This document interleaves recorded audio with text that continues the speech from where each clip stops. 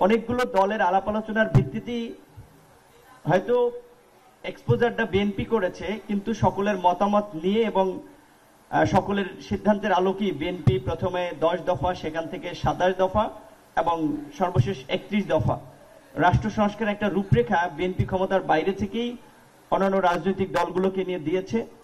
এবং নির্বাচনের পূর্বেই, ফ্যাসিবাদ হটানোর পূর্বেই বিএনপির পক্ষ থেকে আগাম জাতীয় সরকার ঘোষণা, এই সংকটের রাষ্ট্রকে উত্তরণের জন্য একটা ঘোষণা ছিল, যার মধ্যে দিয়ে বিএনপি এই জুলাই গণ অভ্যুত্থানটা, এটা আমরা সকলেই জানি, একটা ছাত্র আন্দোলনকে কেন্দ্র হলেও এর প্রেক্ষাপটটা গত 16 বছর ধরেই গণতান্ত্রিক লড়াইয়ের মধ্যে দিয়ে তৈরি হয়েছে।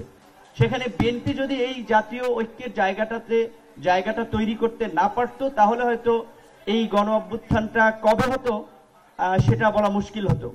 বিএনপির এই সংগঠিত জাতীয় ঐক্যের রূপের ফলেই কিন্তু আমরা সকলে সম্মিলিতভাবে ফ্যাসিবাদের বিরুদ্ধে রাজপথে রুখে দাঁড়াতে পেরেছি।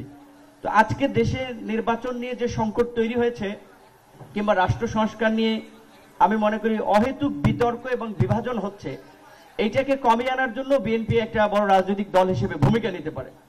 সরকারকে রাজনৈতিক দলগুলো সহযোগিতা করছে বিধায়ী সরকার স্মুথলি যতটুকু রাষ্ট্র পরিচালনা করতে পারছে।